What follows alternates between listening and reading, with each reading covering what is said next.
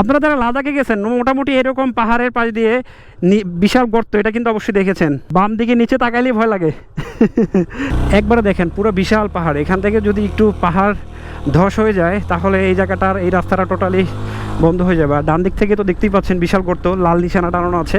আজকে আমরা ফাইনালি চলে আসলাম রাজস্থলী সেই কাটা পাহাড়, যেটাকে আপনারা গরিবের লাদাখ বলে থাকেন। সো গরিবের লাদাখে এখন আমরা এই মুহূর্তে আছি। রাস্তার দুই পাশ থেকে দেখতে পাচ্ছেন পাহাড়। মূলত এই জায়গাটা ছিল একসময় অনেক বিশাল পাহাড়, যে পাহাড়টা কেটে এই জায়গাটাতে সীমান্ত সড়ক বানানো হয়েছে।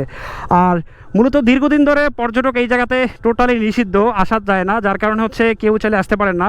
আপনাদেরকে চেয়েছিলাম যে এই সুন্দর ভিউটা সবার আগে দেখাবো, সো চেয়েছি যতটুকু আর আজকে পেয়েছি ততটুকু। আলহামদুলিল্লাহ আমরা আজকে ফাইনালি চলে এসেছি এখানে। যদিও এখানে আমি এর আগের বার 2024 সালে এসেছিলাম, তখন যে সৌন্দর্যটা ছিল তার থেকে কিন্তু এখন সৌন্দর্যটা আরও বৃদ্ধি পেয়েছে, কারণ দীর্ঘদিন ধরে এখানে পর্যটক আসতে পারে না।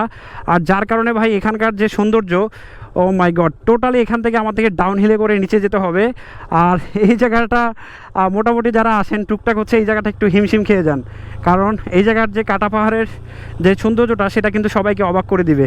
আর মাঝখানে একটা স্পিড ব্রেকার দেওয়ার কারণে জায়গাটা কিন্তু আরও ডেঞ্জারাস হয়ে গেছে। ও মাই গড, আপনারা যারা লাদাখে গেছেন মোটামুটি এরকম পাহাড়ের পাশ দিয়ে বিশাল গর্ত, এটা কিন্তু অবশ্যই দেখেছেন।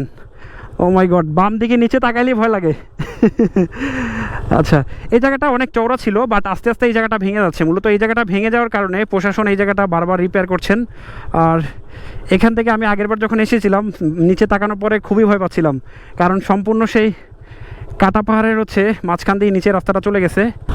একবারে দেখেন পুরো বিশাল পাহাড়, এখান থেকে যদি একটু পাহাড় ধস হয়ে যায় তাহলে এই জায়গাটার এই রাস্তাটা টোটালি বন্ধ হয়ে যাবে। আর ডান দিক থেকে তো দেখতেই পাচ্ছেন বিশাল গর্ত, লাল নিশানা টানানো আছে। চাইলে এখানে এই কেউ রিস্ক নেবে না।